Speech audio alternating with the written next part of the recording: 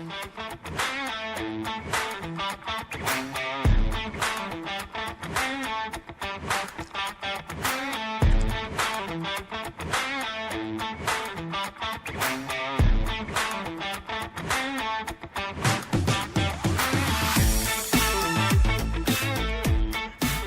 is May 31st, 2022. This is the Preferred Experience coming to you from the Preferred community of Prattville, Alabama.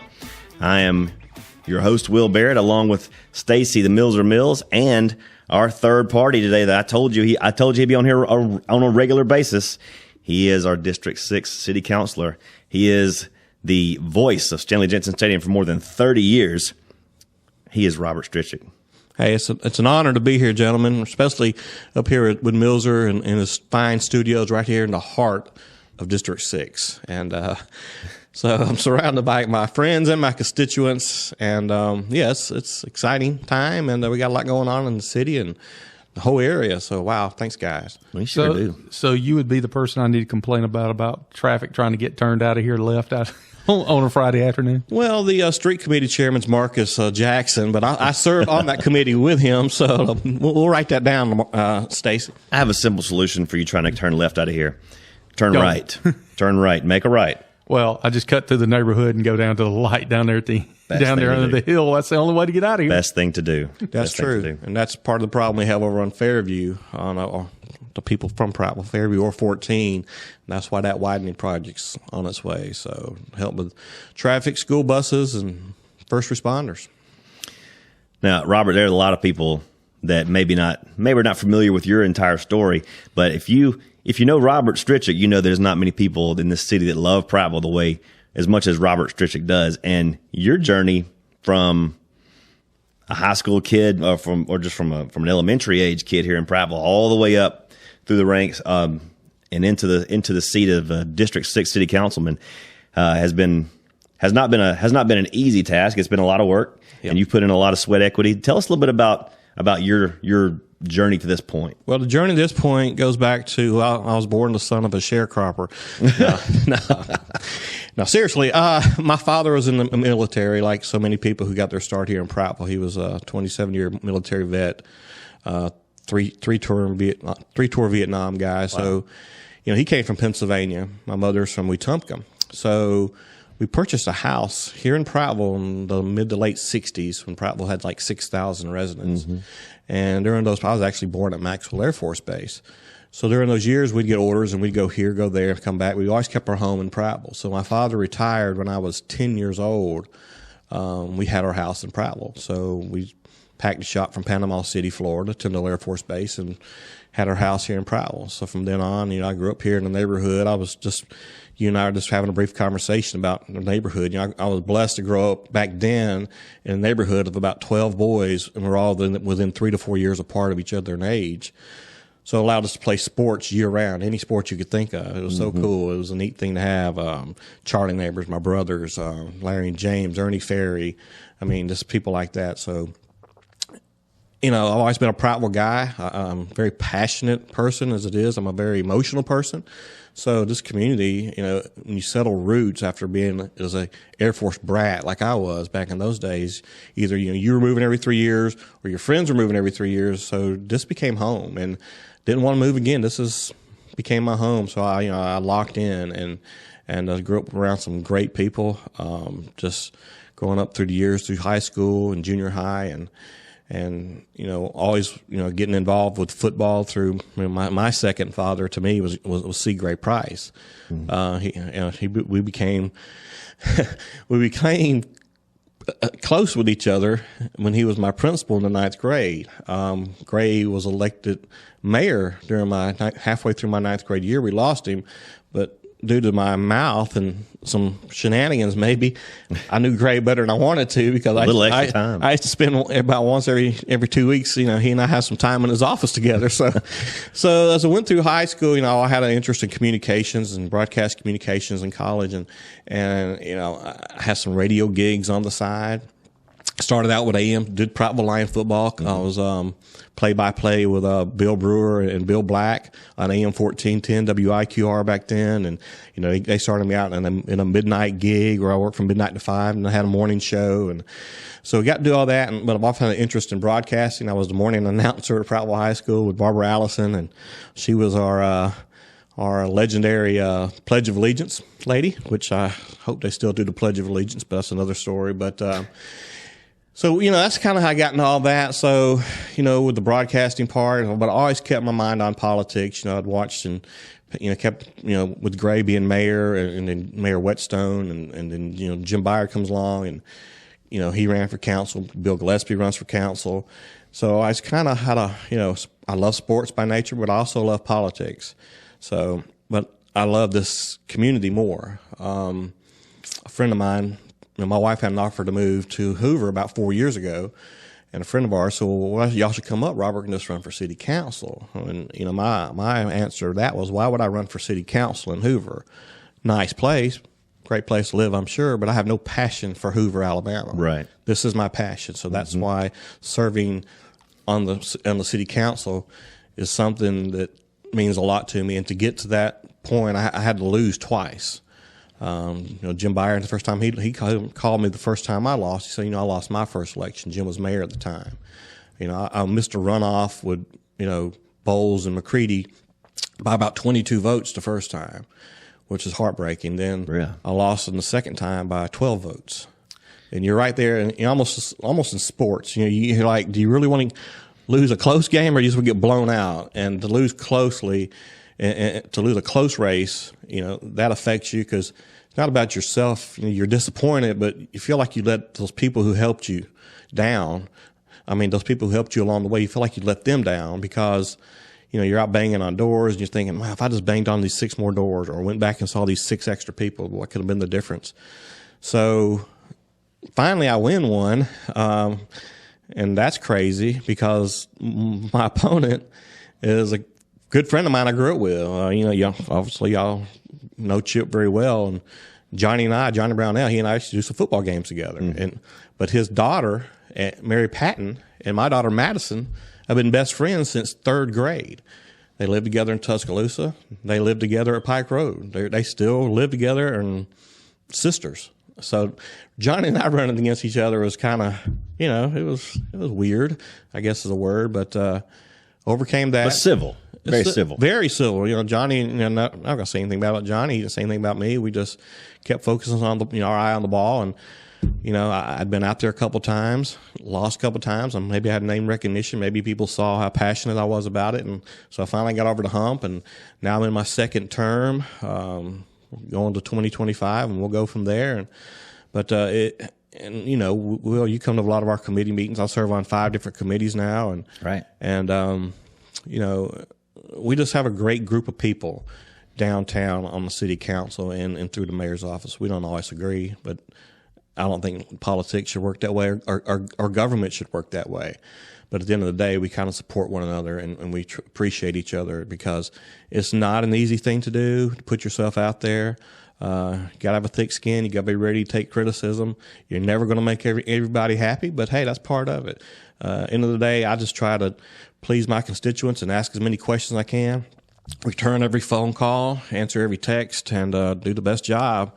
So here we are. That's like an early campaign stump speech, but we got to 2025. But yeah, but I appreciate it. And this town and Prattville Athletics, doing the PA for over 30 years. Used to do radio. I've done basketball. I've done baseball. I've even done kickball. That's a weird story, but anyway. So no, it's being allowed. Is the way I look at it. I'm allowed to be a part of things in this community, and it's really an honor and a privilege. And you hit on something there. I don't think people realize how many hours a week a city council person has to put into being a city council person. It's not just coming to meetings every other week. No, there's text, phone calls, emails. It is, and if you do the job, if you do what you're elected to do, everyone sees an hour or two every other 2 Tuesdays a month, and that's it. Well, there's committee meetings, there's phone calls, there's work orders, there's public appearances. There's a lot involved in it. it's not a 4 hour a month job by no means. And some of these phone calls you have to respond to are just chasing rabbits. It is, but I understand that. Not everyone knows, how the cake is made and what goes into it. Right. And that's part of it. Some people just, they hear things or they think things. One of my favorite things for people to say is they need a so-and-so, or they need a so-and-so, or they need a so-and-so restaurant. Well, the city, we have economic development people, but we don't actually run restaurants and we don't actually run hospital. We don't do those things, but we do have incentives, and we work, and financially, we have to be responsible for the money and how it's spent. But you're right, Will. It's not sometimes a 24-hour a day job. You never know. And summertime, from experience, is when you get most of your phone calls. And the reason you get most of those phone calls is people's neighbors are worried about their neighbor's yard. Yeah. So I get a lot, hey, Hilda down the street hadn't cut her grass in 2 weeks, but we try to, be civil and get those things done. But at the end of the day, I love it. It's a labor of love for me, and I'm just honored and privileged to be able to do it. And I think one of the things that make you such an ideal person for the city council of Prattville is your passion for the city, but also your passion for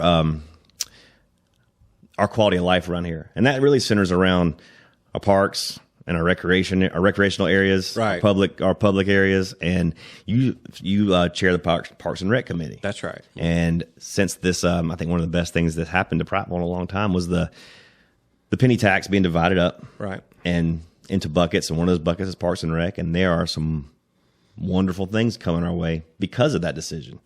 There are, that penny tax generates close to ballpark $7 million a year. People don't like to be taxed, but losing that $7 million a year off of our budget would be a huge drop. So we kept it, but it came about before I was on the city council to improve some. Well, we were kind of in the hole on some things, but we've overcome that. So now we're like, well, let's spend this money wisely. Let's divide this money up in projects. Whether it's infrastructure or general fund, of course, education, which we're gonna do that too. So every piece of the pie comes about $1.8 million a year.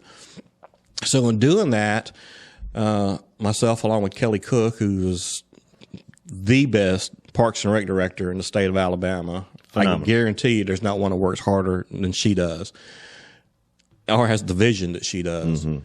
So she and I have been discussing over 2 years now about how can we improve things with that money should it pass, and we did pass it. So now we're going to have this bucket of money. We have a lodging fee, which is another revenue stream for Parks and Recreation, which doesn't cost our taxpayers money because it comes from people who stay in our hotels. But, okay, so if you're looking at $1.7 million a year in revenue in just your department, what can we do with it? And you mentioned quality of life. Well, yeah, quality of life. Parks is the first thing we looked at. Obviously, it's a stadium. It's been a pet project of mine for 30 years, improvements to that stadium. Stanley Jensen, it's served its purpose. I think you were talking about earlier, the home side where we are now was built in 1985, the year after we won the state championship in 84. Mm-hmm. So when I'm in high school, we all sat on the other side where the visitor bleachers are now. So they built that side, and since then, really only work that has gone in down there, some concrete, some paint. We did replace the trailer, which is a funny story.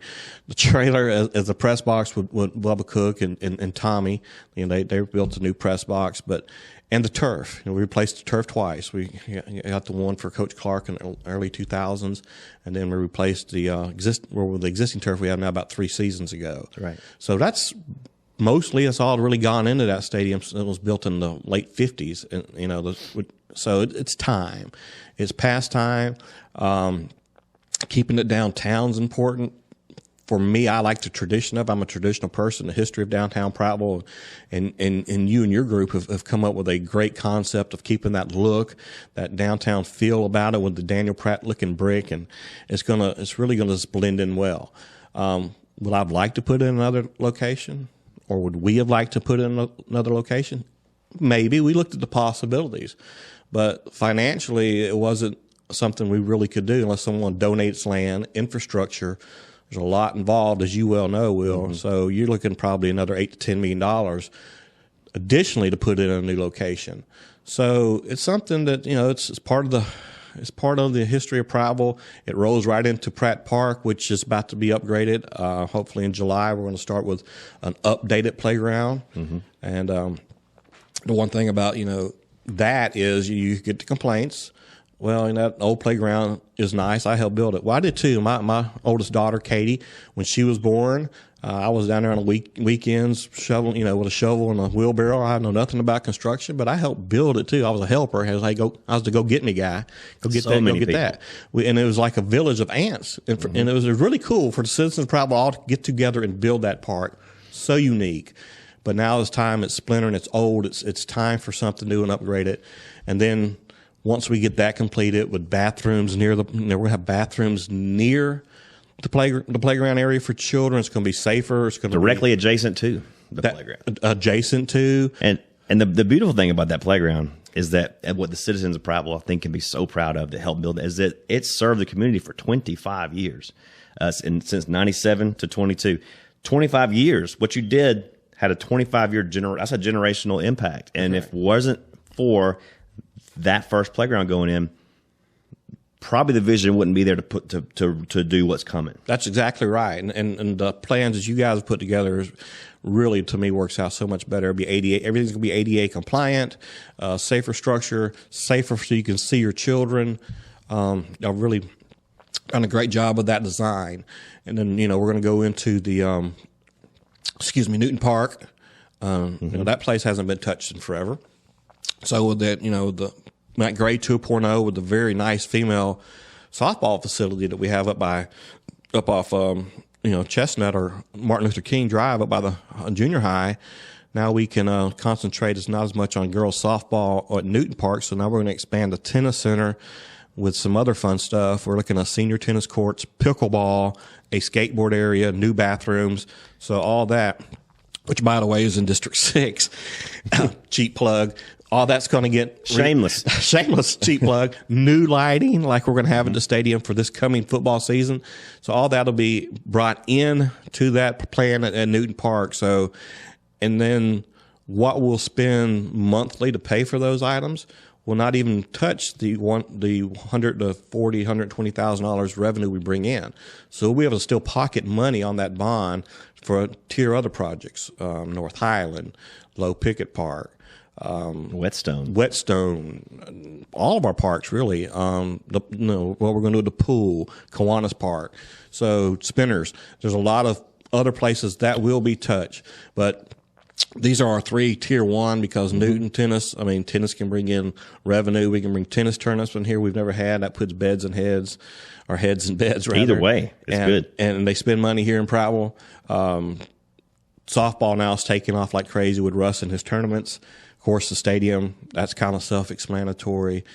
Pratt Park's our most used park. It sits in the heart of Prattville, and all of our parks are used, but no one comes near the usage that Pratt Park gets. So that's our thought process, and that's how Kelly and I and our committee came to where we are now. Well, it's going to be really exciting as these projects continue to develop and come to reality when brick and mortar starts hitting the ground here in a couple months. But we talked about on the last podcast, the first one, about how the city of Prattville does summer. It's a great time to be a resident of Prattville in the summer months, with so much going on between parades and between creek concerts and between all the downtown activities. And you couple all that together. Now we've got these creek walk concerts that are getting more popular by the year. It won't be long before I think we bring in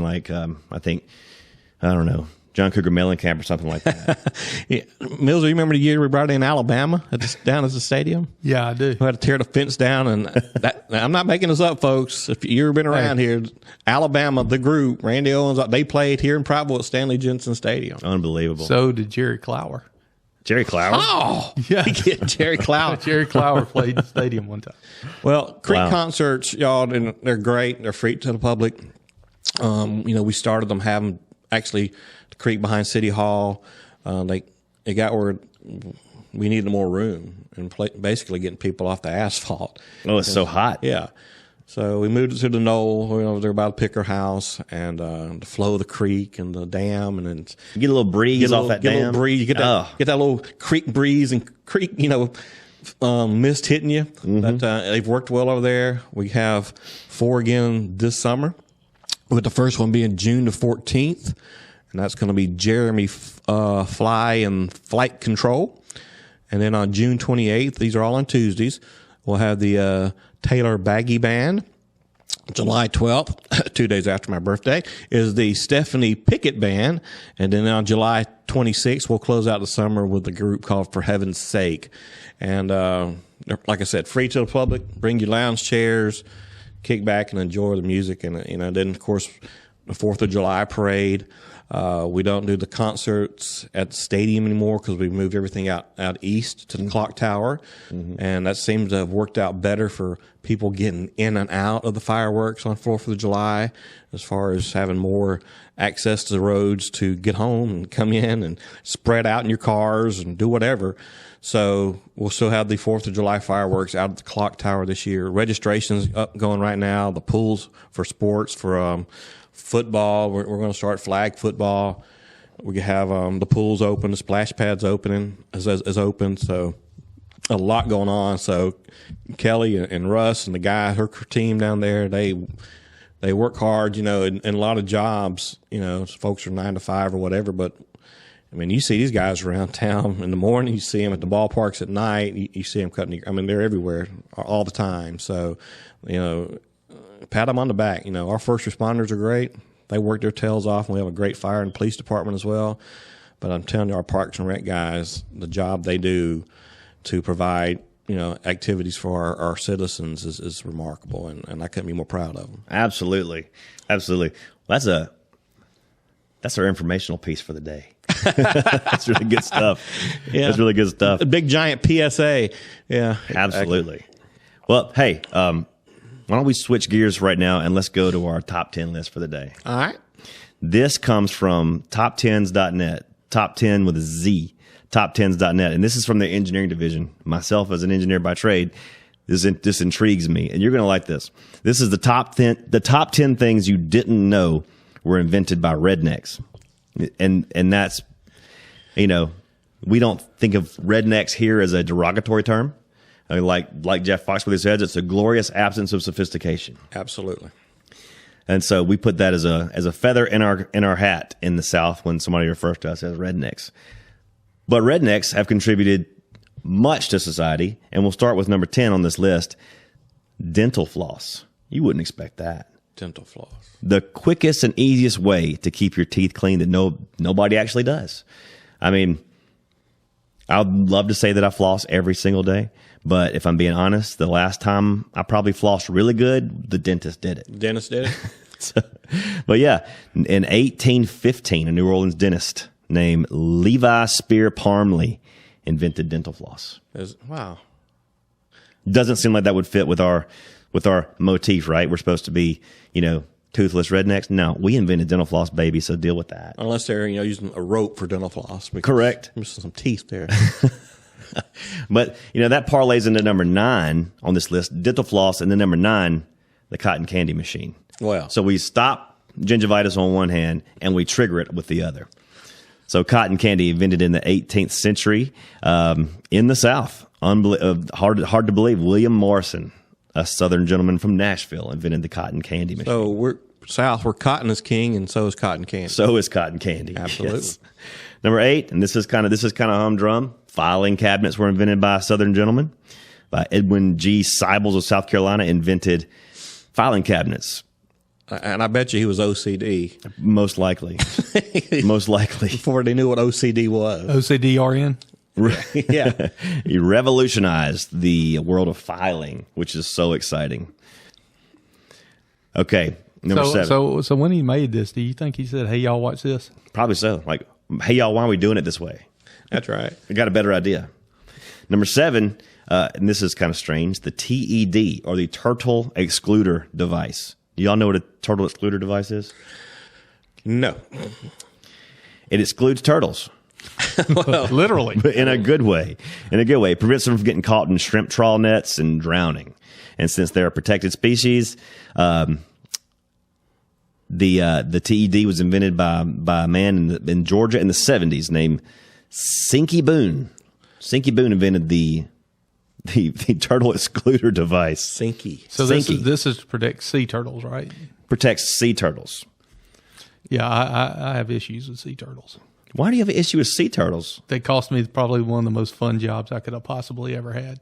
A sea turtle? Sea turtles in general. Well, you got to go deeper there. I mean, My old boss, David Woodall from the pawn shop.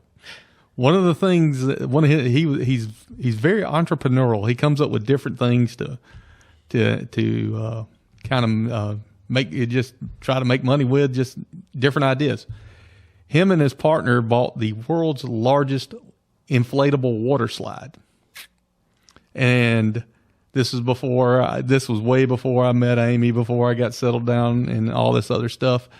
They needed somebody to run it down, and it was going to be set up in front of Hooters down on the beach. Oh Lord! And it was going, and they were going to. I was going to have my own hotel room. I was going to live out of there for the entire summer, and just basically just watch and make sure nothing happened to the water slide. so let me get this straight. You're in Panama City, free hotel room for a summer, working at a water slide. Working at a water slide. It's a good thing you hadn't met Amy yet. Oh yeah. So, but the water slide got shut down because it was interfering with the turtle breeding grounds. You think it was the slide interfering with turtle breeding grounds in Panama City Beach? Yes, that's what it was. That's the whole point of the whole thing. No. They shut it down because they said it was interfering with sea turtle breeding. The greatest summer job I could have possibly ever had. Wow.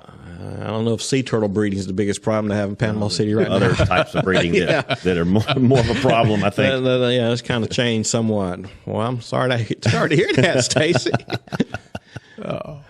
Number 6 on the list is whiteout. Texas native Bet Nesmith Graham was bad at typing. And this was a problem because it's not easy to correct. This with one, a typewriter. I've heard this one before. Because she has a famous son, a monkey. She has Mike Nesmith, the monkey. That's right. okay, yeah, that's right. Okay, that's his mother. I was like, that's impossible, Millzer. I'm not a biologist, but I know that's impossible. But she originally called it mistakeout and changed it to whiteout later on, which we used it in junior high for painting nails. For some people would like to take the top off of it and just smell it a little bit because it was like, you know how people like to smell like gasoline and stuff? Yeah. It was very similar. Yeah, it's got to start somewhere. It's got to start somewhere.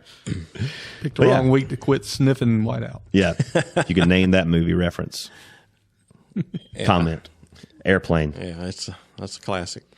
But in 1979, she sold her liquid paper whiteout to Gillette for $47.5 million. Wow. That's one of the monkeys did not need monkey money. No. He was already a multimillionaire. He just needed Davy Jones to carry the group.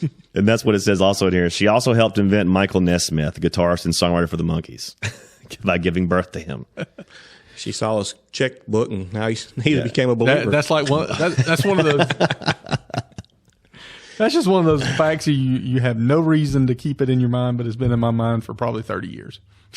I heard that because I was fascinated with watching the Monkees. Yeah. I love the show. I'll admit it. I love watching the Monkees. Okay, so 5 on this list. Here we go. Walking down the street. We don't have that kind of money. We got to pay for that song yet, so we can't play it yet here on the podcast. I can't stop us from singing it badly. Number 5 on the list is invented by local Alabamian scientists in 1835, and this is called vinyl. Number 5 is vinyl on the list. In 1835, nobody could find any commercial use for the rigid, brittle material, at least not until 26, when Alabamian Waldo Seaman was like, let's plasticize this. How about Science. that? How about that? I mean, kind of like he was kind of like the historical Jesse from Breaking Bad, except this was vinyl. Not meth. Not meth, vinyl. It was our version of Benjamin Franklin. He was trying to make meth that came out vinyl. Yeah, on that. Benjamin Franklin. A lot of his inventions were on accident. So Exactly. And number 4 on the list, and this goes back to a conversation we had previously. Artificial turf was invented in the South. Of course. I'm going when people got tired of watering it and cutting it. Right. But artificial turf was invented specifically for a particular stadium that was built in the 70s, I believe. Or it was the 60s. The Astrodome. Yeah. Astrodome. It was invented for the Astrodome because there wasn't enough light for natural grass to grow. And because of that, Stanley Jensen has turf today. That's right. So. And I worked in one of my many jobs across the ages. I worked in Dalton, Georgia, the carpet capital of the world, and we dealt with the 2 largest turf manufacturers. Both of them were in Dalton. And just a quick little story about AstroTurf. We dealt in the company I worked for dealt in remnants and leftover carpet ends and mistake stuff, and just sold them to local dealers, sort of like you see at Ollie's and things like that. Mm-hmm. Well, we actually had an entire turf field in our warehouse. Wow. For UT Chattanooga. How cool is that? We got it because they misspelled Chattanooga. That's like that commercial from the Snickers commercial. He's doing the Chiefs in the end zone. He's like, that's great, but who are the chefs? Who are the chefs? So anyway, I think some high school up in North Dakota bought it, and they said, we don't care if it's misspelled. We get it for a third of the price. We want it. We'll change our name. We're now the Chattahoogans. The Chattahoogans. Well, the number three on this list is one you're probably familiar with if you're a Civil War buff. The Gatling gun was invented by Richard Jordan Gatling in North Carolina. I thought you were going to say Larry Gatlin. No, not Larry. Not Larry. You sure Larry Gatlin didn't make it? I'm pretty sure. And the brothers? They didn't I don't know the validity of the Top 10's website yet. I don't know how much they fact checked this, but it could have been Larry Gatlin. His friends called him Larry. Right. The Gatlin boys. Number 2 on this list is video games. You might think Pong was the first video game. You'd be wrong. Or Computer Space or Oregon Trail.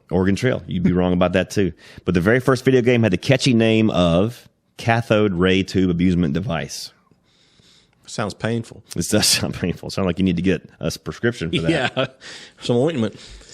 And it wasn't invented by some Japanese businessman or techie in California, but by a man from the Deep South named Thomas T. Goldsmith Jr. Born and educated in South Carolina, this was a 1947 invention. Yes, the first video game was made just 2 years after Hitler died, if you think Hitler died. That's a story for another day, a conspiracy theory for another day. We're going to get into conspiracy theories, just not on this episode. So anyway, it was a game where players use knobs to control a dot that needs to be guided over paper airplanes attached to the screen. And if they're successful, can't imagine how they wouldn't be, a technical trick fuzzed up the dot to simulate an explosion. So that's kind of like what happened to the Christian cartoon Jot. I mean, kind of maybe that came from the South too. Possibly. Yeah. A take on cathode ray tube amusement device. Well, that's what Jot was. Jot. So you're saying this is the precursor to combat? To combat, yeah, exactly. Or the game down there at the arcade in Panama City where you shoot the shark with the. I love that game. Yeah. You kidding me? The little video shark just swimming at you and you just keep shooting them. Yeah. It's great. When you hit them, you knew it. Came out right after Jaws was released. Yeah. See, if that water slide would open, you'd have been a sharpshooter by now. Oh, yeah. Heck yeah. I've been shooting them over the shoulder. You've been full of wings and video game quarters. I've been full of something. Because Hooters about the wings. So number 1 on this list, and I'm not going to say what it is, but I'll let you figure it out. This number one invention was by Clarence Saunders from Virginia, who spent most of his life in the South. It was in Memphis that he founded this organization, which sounds kind of like a petting zoo or maybe some other weird device, but it's actually the first one of these. Now, before this particular invention, you had to go to the store, and the stores were just hodgepodges of like produce here, meat there. I go to the butcher over here. I go to the florist over here. Everything wasn't in one spot. Can you figure out what I'm talking about? Supermarkets. Supermarket was invented by Richard Saunders in Virginia, but his first grocery store, his first supermarket that he opened was in Memphis, and it went by the name of Piggly Wiggly. Piggly Wiggly. How about that? Piggly Wiggly was the first supermarket ever. Ugly Woggly. And Piggly Wiggly's still around today. So yep, up there in Pine Level. I frequent it a lot. One of the most profitable Piggly Wigglies in the country in Pine Level, just north of here. Yeah.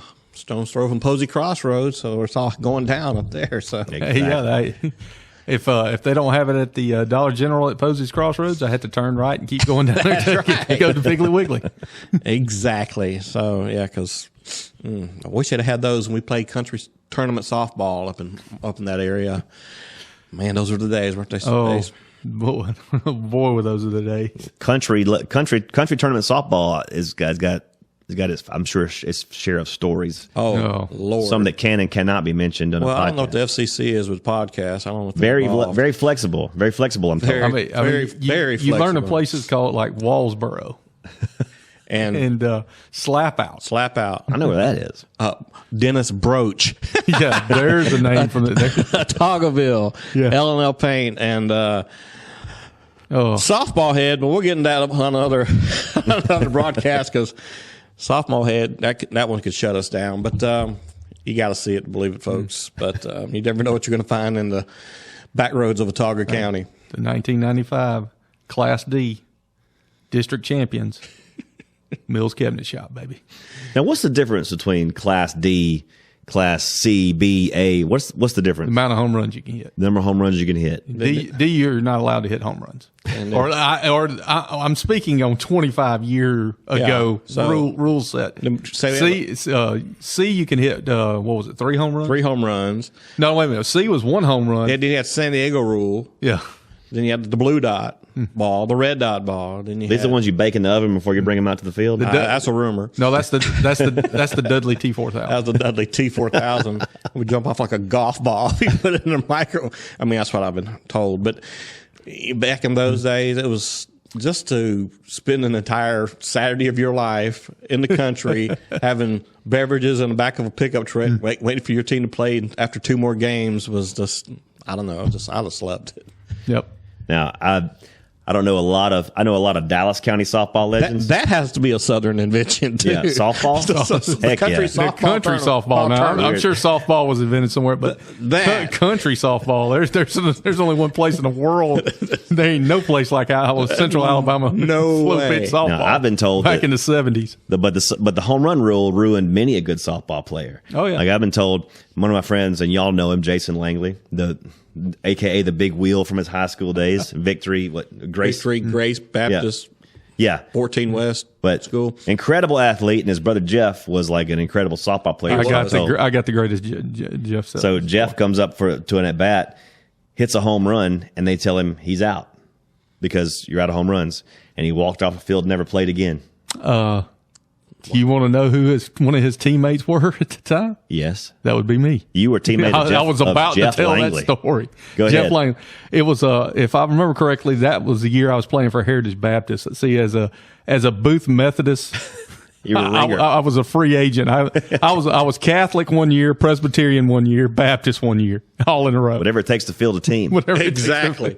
Well, I mean, they made it. They pretty much said since I went to a little country church, I could go play for anybody. So exactly. So like I said, the year I was a Catholic, though, that was the that was the year when Langley walked away from the game. No, that was actually when I was playing for Heritage Baptist, and I can confirm that's exactly what happened. He come up there, and as everybody knows, the front field at Matt Gray has got a short right field fence, and he's left-handed, so he hit it up there on the fairgrounds. I mean, that's the way he hit home runs. And then the field next adjacent, the left field was just the opposite. Yeah, but we were playing with the short right field fence. He hit it up there on the fairgrounds. Started trotting around the bases, and I believe it was, if I'm not mistaken, John Toxey with the umpire. John Toxey No. goes, "You're out," and he goes, "What?" And he goes, "You're out." Then everybody explained it to him, and he did just what you said. He walked right in there, grabbed his bat bag, and just walked right back up the hill. Done. Right, didn't even finish the inning. You may have that magic combination of Toxie and Benny Lee Justice umpire in that tournament. So, or Perry Rural pitching. And Perry pitched for like 5 different teams in one tournament. The year the Prattville team body service won the C district championship over at Lagoon. That was when my dad and Alfred Wadsworth and that bunch were playing.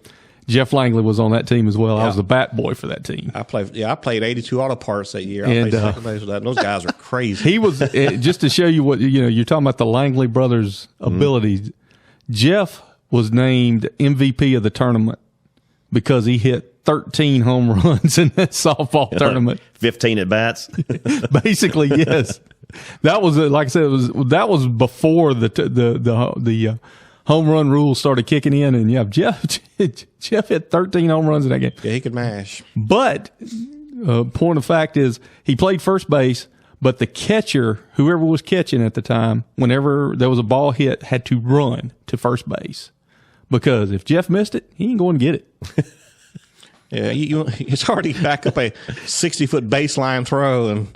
If it goes, he's not going to go get it. He's just going to let it lay there. Somebody will get it. Somebody will get it. It's not my job to play defense. Jeff's a great guy. Interesting character, Jeff. Yeah, but he is definitely an interesting character. He and Bobby Crawford used to have some epic moments at the Y playing basketball back in those days. Both those two guys, my goodness. But the softball days, Stacy, that was a lot of fun. Tournaments. And I grew up in the back of a station wagon in Wallsboro, Alabama. Wallsboro, Otaugaville, right past Earl's Pools and Spas. That's right, a little field right there. I remember when I was like 7 or 8 years old, laying in the back of the station wagon on a pallet, watching the sunrise on a Sunday morning on a softball tournament. And then church softball, that got crazy competitive. Yeah. I was back those days. I was First Baptist, and Steve Haynes and we played short and second together, and we'd play in those terms at Lagoon Park where it would rain. I remember we won the Class B, whatever it was back then. We won the Church League softball state extravaganza, or they had all these names back then, at 4:00 in the morning because everything got pushed back. And oh my God! I've been told there's no league dirtier than church league softball. No, absolutely not. Yeah. I still got a dent in my shin from Mark McCluskey hitting one right back up the middle on me in a pickup game. It was a Methodist game. It had to be a Methodist, but they probably had Rick Cleveland playing with them too. No, what had happened was it was a forfeit, and it was just a pickup game. We were just playing, and I'm just like, I just lobbing them up there and letting people. I was pitching, I was lobbing them up, just letting people knock the cover off of it, and he decided he wanted to bring one back up the middle on me and hit me right in the shin. McCluskey. Yeah, that sounds about right. And remember the one-pitch tournaments? Oh, those the games would last almost like 30 to 40 minutes. Because you get one pitch. Yep. And if it's a ball, you walk. If it's strike, you're out. You got to make that decision. So you had these aces on the mound like Kim, Perry Worrell, Reed Hunt, all these great pitchers. So and Reed always tried to throw some type of wicked little curveball or something like you just take for. Reed, and I think my cousin Gilbert Scott was the reason they instituted the pitch arc rule, because he could bring one in from 50 feet.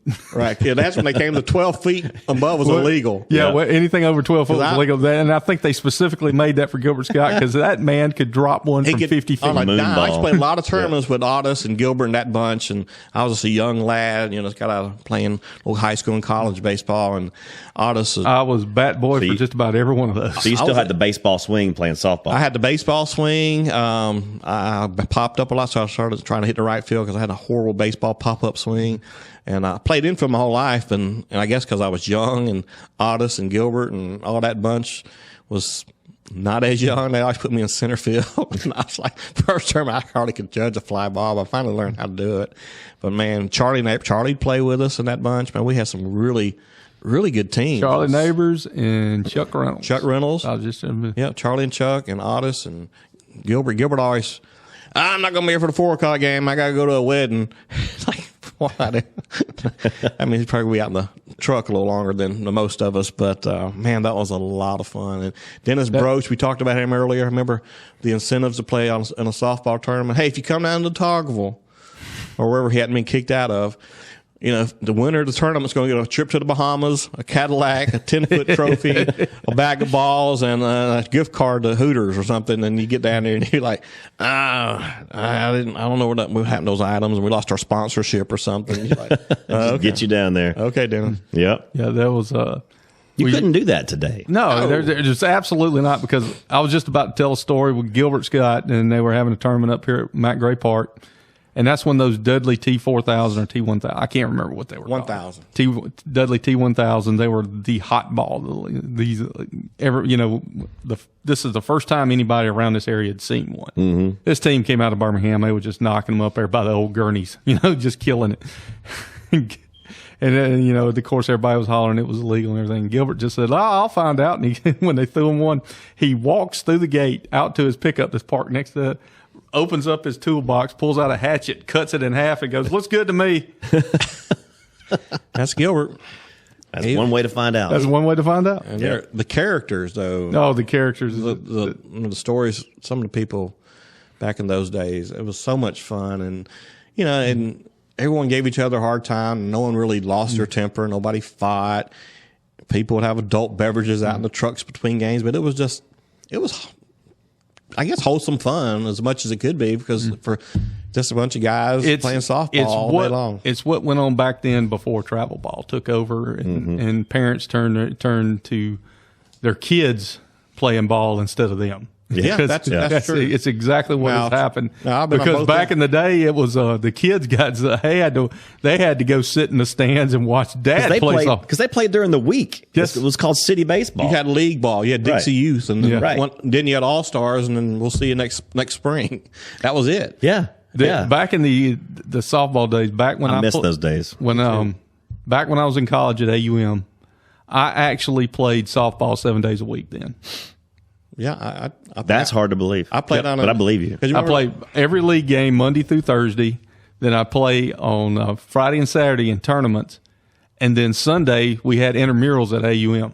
So I played. There was a stretch there for a couple of months. I played every day. And you had church league, and then industrial league is what they call it. That's what I said. 4 nights a week. And then I tried co-ed one year, and it was tough. But one year I had a co-ed team and a group I put together in Montgomery, some folks I knew, and we needed a couple girls. Now, a lot of y'all around the area know Kinder Connie teaches kindergarten. Mm-hmm. She used to abuse us regularly on the basketball court. So Connie was a exceptional athlete, a college softball player. I believe she played at Montevallo. And so we threw a team together, and we had some. Probably can't you say this, but we had girly girls on our team who worried about their nails. So I said, "Well, I got a girl come play with us." I'm like, "Connie, you want to come play?" So we put her in center field. She's covering the gap. She's stopping doubles. She's hitting gappers and all these. So but they wanted Connie to come back instead of me the next game. But she put on a show, and man, so it's not so much fun. Hey, back at the Prattville Intermediate School when we'd play winner take this court, she always took the court. She just totally dominated us. She was a phenomenal athlete. But man, those days were. I don't know. It was so much fun. But now, like you said, travel baseball. I've been involved in both. My son played league ball, and then we did the travel ball scene. And our very first travel ball game, I put together 10 or 11 little kids from our league ball that I don't want to call them misfits. Well, I call them misfits because I love them all, and they meant so much to me. One of them being my son. So we go to our first travel ball baseball tournament, and we're playing like the Crushers. These are 10-year-old kids, and the Crushers out of Montgomery. We're like, "You drew the Crushers." I'm like, "Okay, we don't know." Is that good or bad? So we roll up in our cotton T-shirt jerseys that us had printed by I don't know who printed. Anyway, we had our printed little cheap $10 jerseys and our gloves and our couple bags, and the Crushers show up and they got a generator, bat bags, a backdrop in their dugout, matching helmets. And the New York Yankees rolling in. It was like the Yankees against the Bad News Bears. And I remember because had pitch counts, and my poor little pitcher, first inning, he hit 50 pitches, and it was like, okay. But the thing about it is, in travel ball at that age, you talk about adults. The way back when my son played for travel ball, to be successful and to be fun for the kids, you have to have parents that get along, and you have to check those egos at the door, which is the hard part for some of these parents to do. And we got to a point where that little ragtag team, we were called the Chili Peppers. And it was Eli Smith, Jeff Smith's son, my son, just little, Garner Phillips, kids I grew up around my son. And by the time we got to be 12 and 13 and 14, we become the Mavericks, and we all stuck together. Our parents stuck together. We started winning tournaments all over the state. We won like 5 tournaments. And they, when they were seniors at Prattville High School, I took a picture of, there were 6 of them left that played at Prattville High School together, and they graduated their senior year together at Prattville High School, and they came through all that together. But the key to it, and if I understand, girls softball is just as competitive. My daughters couldn't play softball. They tried, didn't work out. They swam and ballet. But anyway, if you find a group of parents that can check their egos and let the coaches coach and get along, you'll enjoy it. The kids will enjoy it. It's so much more fun. And but you'll have a box of state championship rings. No, and from this 3-day tournaments. The funny thing is, back those days, they go, well, we're having the Super Slam World Series in Panama City, and so little 10-year-old comes to go, we won the World Series over the weekend, and like, well, we did too. Yeah. Well, what do you mean? We were in the World Series of Super Slam in Huntsville. Oh, that World Series. So, how many teams were in it? 4. Yeah, 4, but we won it. So, but some of these dads living through their kids, and we all know it. We all see it. But it's like those ASA, ISA, USSS. Yeah, USSS. Oh man, so many different classifications and clarifications. Well. Classification and clarification. I like that. Well, is it time? Yeah, I think we're getting close to that time. Do we need to bring in the chipper? Yeah, it's getting close to, it was, hopefully he won't accuse anybody of an opioid addiction? Of opioid addiction, loosely accusing people of opioid addiction. Yeah, let's leave that off this time, Chip. In the second installment. Now he did tell me that it was a misspoke. He misspoke when he said that. He meant to say Will Ferrell, not Will Barrett. Sure. I don't believe that for a second. I knew exactly what he was doing. Well, let's roll on to our second installment of Poetic Justice with Chip Powell. Welcome back to another episode of Poetic Justice with Chip Powell. I'm your host. First and foremost, this is, if you've not figured it out, it's not a real professional run spot here, but this is me teaching my love of poetry. And before I start today with my poem of the week, I've got to apologize. I didn't say Will Barrett or Will Ferrell. It's Will Garrett. I thought y'all knew him back in the 70s. He had a rough time. But anyway, Will Garrett. That is just, Will and you, Millzer, do the podcast, and Barrett came out. So everybody knows Will Barrett didn't have an opioid addiction. He may have had some addiction, but not to that. But anyway, so I will personally apologize to Will Barrett for talking about Will Garrett. Anyway, that leads into my discussion this week. Another 20th century poet, not one of my favorites, just one that has a poem that just strikes home in so many instances.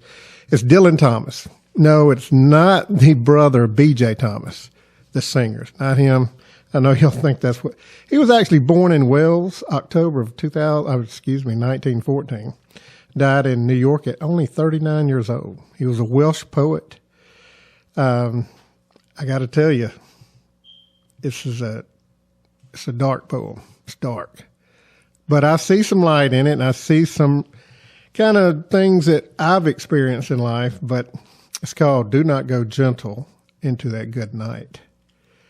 And I know that y'all guys have probably read it, but you ain't got a clue of what it means, and that's what I'm here for. So I do want to say, this is ironic. The reputation of Dylan Thomas in his latter years, which, again, he died at 39 years old, was a roistering, drunken, and doomed poet, which leads to the darkness of this poem. Supposedly it was written about his dying father, but He died like less than 2 years after that, so I don't know who he's talking about here. But there's a lot of, people say this, that. We don't know. But anyway, I will get into it. Again, it is do not go gentle into that good night. I will discuss through paragraphs, maybe verses of what this thing means. Break it down for y'all people that don't understand poetry. And anyway, here we go. Do not go gentle into that good night. Old age should burn and rave at close of day. Rage, rage against the dying of the light. All right, I'm going to break that one down right there. This line always reminds me of a time I was in Cincinnati, Ohio. About to do a game for the Prattville Lions, and as y'all know, Millzer, who is the brilliant technician of the radio broadcast of Prattville football, this is pre-Will Barrett days.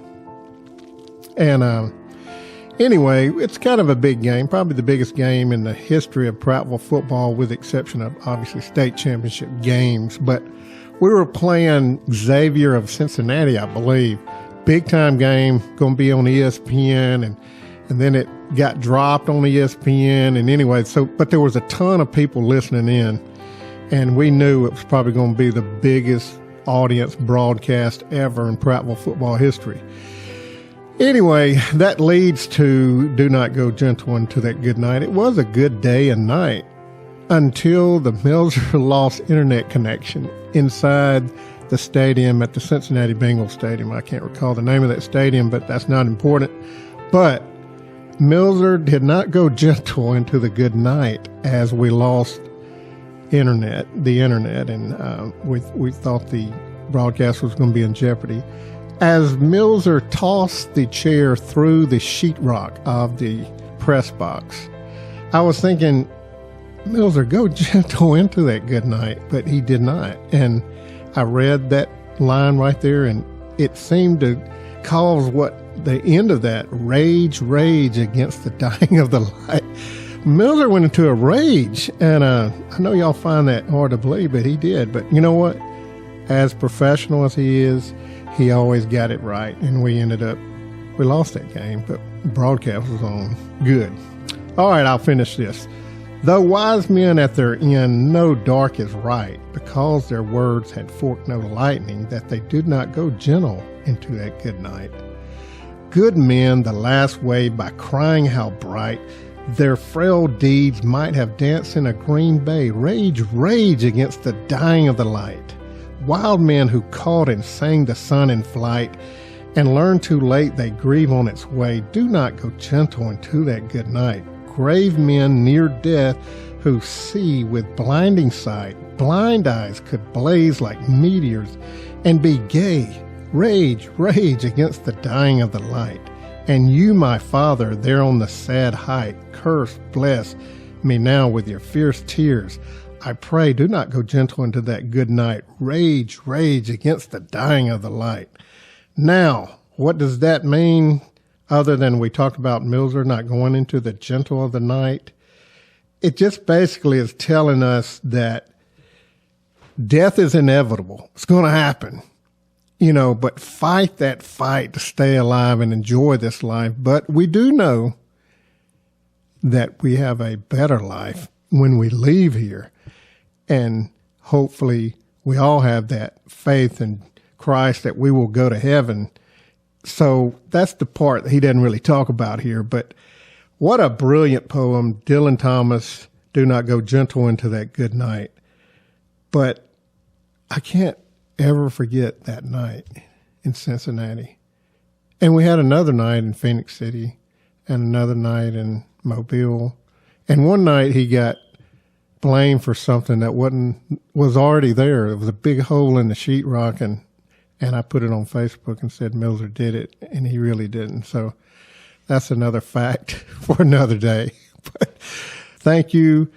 See you next week. Well, that was an equally as impressive performance from our poet laureate Chip Powell as it was the first episode. Robert, I bet you didn't know Chip had that in him. No, I didn't. We always knew he's full of something. Yeah, he's been full of we something. We didn't know it was poetry. Yeah, since we were little boys, Chip's always been full of something, and now it's starting to come out of him. Oh, yes, it is. Oozing. As more comes out, he just loses more hair. So I think this this marriage to his beautiful wife Suzanne is what's bringing it out of him now. I know she's putting some goodness into him. I can tell you that. Definitely an infusion of goodness. She's infused him with some goodness because she is a quality good person. Absolutely. Absolutely. Well, speaking of quality and good, we always like to close the show with a motivational minute from Prattville Junior High School Athletic Director and Head Football Coach Donny Burnett. So let's turn it over. This is Coach Donny Burnett, and here's your motivational minute. We're not out here to make friends.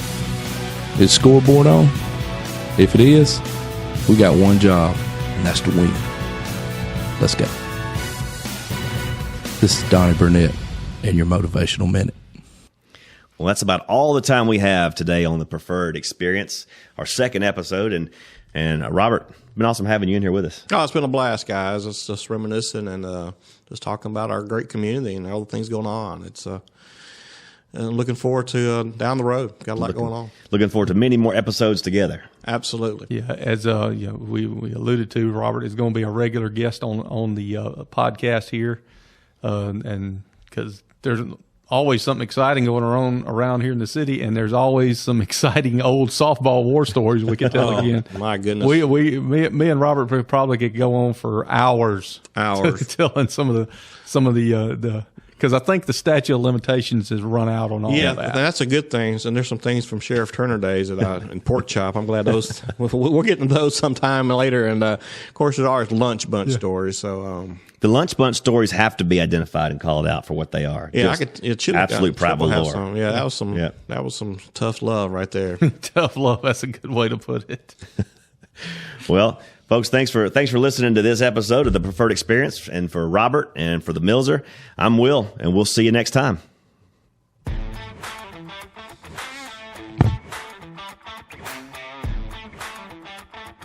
All right, that's going to do it for this week. Man, Will, love you coming in, pinch hitting, and dude, you hit a grand slam tonight. Well, expect nothing less from me, Daryl. I'm the best.